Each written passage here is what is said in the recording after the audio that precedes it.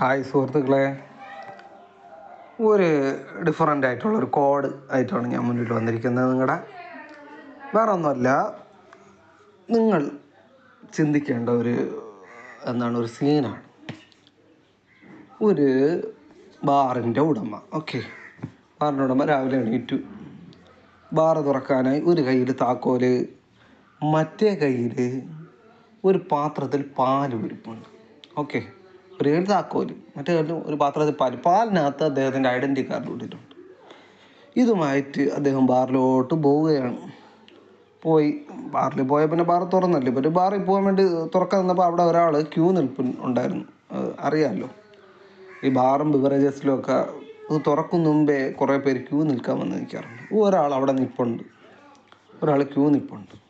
ഇദ്ദേഹം ബാറ് തുറന്നപ്പോൾ ഈ ക്യൂ നിന്ന ആളുടെ പേര് പാക്കരൻ എന്നാണ്. ബാറ് തുറന്നതും ഈ പാക്കരൻ മാമൻ ഹാർട്ട് അറ്റാക്ക് വന്ന് വീണു. ഹാർട്ട് അറ്റാക്ക് വന്ന് വീണെങ്കിൽ അദ്ദേഹം എന്തായിരിക്കും കണ്ടത്? അതിനകത്ത് കുപ്പിയൊന്നും കണ്ടു കാണില്ല. അതുകൊണ്ടായിരിക്കും ഇദ്ദേഹത്തിന് അറ്റാക്ക് വന്നത്, വീണത്. അതിനകത്ത് യഥാർത്ഥ മുൻഷി എന്നും പറഞ്ഞൊരു ജ്യോതിഷൻ ജാതകം നോക്കിക്കൊണ്ടിരിക്കുകയായിരുന്നു. നെഹ്റുവിൻ്റെ ആത്മാവിൻ്റെ ജാതകമാണ് അദ്ദേഹം നോക്കിക്കൊണ്ടിരുന്നത്. ഇത് കണ്ടുകൊണ്ടായിരിക്കും നമ്മുടെ പാക്കരൻ മാമൻ അറ്റാക്ക് വന്ന് വീണത്. സംഭവം അതിനകത്ത് കുപ്പിയല്ലേ ഇരിക്കുകയാണ്. കുപ്പിക്ക് പകരം ഈ മുൻഷി എന്നുള്ള ജ്യോതിഷൻ നെഹ്റുവിൻ്റെ ആത്മാവിൻ്റെ ജാതകമാണ് നോക്കിക്കൊണ്ടിരുന്നത്. ഇത് വേറെ ഒന്നിൻ്റെയും കോഡല്ല. നമ്മുടെ ഭരണഘടനയുടെ ആമുഖത്തെക്കുറിച്ച് കുറേ ആൾക്കാർ കുറേ ഉദ്ധരണികൾ, കൊട്ടേഷൻ പറഞ്ഞിട്ടുണ്ട്. അത് ഒരു കോഡിൻ്റെ രൂപത്തിൽ ഞാൻ പറഞ്ഞു വന്നേ ഉള്ളൂ. വേറെ ഒന്നുമില്ല. രാവിലെ ബാറിൻ്റെ ഉടമ ഒരു താക്കോല് എടുത്തു. അത് ഭരണഘടനയുടെ താക്കോൽ എന്ന് ഏണസ്റ്റ് ബാർക്കർ ആമുഖത്തെ വിശേഷിപ്പിച്ചു.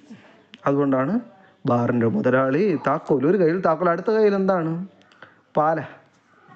പാലിൽ അദ്ദേഹത്തിൻ്റെ ഐഡൻറ്റി കാർഡ് ഇട്ടിട്ടുണ്ട്. ഭരണഘടനയുടെ തിരിച്ചറിയൽ കാർഡെന്ന് N.A. പൽക്കിവാല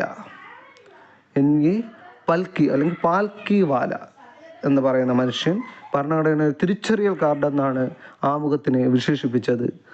ഭരണഘടനയുടെ തിരിച്ചറിയൽ കാർഡ്. അതുകൊണ്ടാണ് അദ്ദേഹത്തെ ആ പാലിനകത്ത് എന്തോന്ന് ഐഡൻറ്റി കാർഡ്, തിരിച്ചറിയൽ കാർഡ് നടന്നു പോയപ്പോൾ ഒരാൾ ക്യൂ നിൽക്കുന്ന ആളുടെ പേര് പാക്കരൻ എന്നാണ്. ഇത് തുറന്നപ്പോൾ ഈ പാക്കരൻ എന്തോന്ന് അറ്റാക്ക് വന്നു. പാക്കരൻ എന്ന് പറയുന്നത് സാറിന് നമ്മൾ ഭാർഗവൻ എന്നതിന് അല്ലെങ്കിൽ ഭാസ്കരൻ എന്നതിന് പകരമാണ് പാക്കരൻ എന്ന് പറയുന്നത്. ഭാർഗവൻ എന്ന് വിചാരിച്ചോളൂ.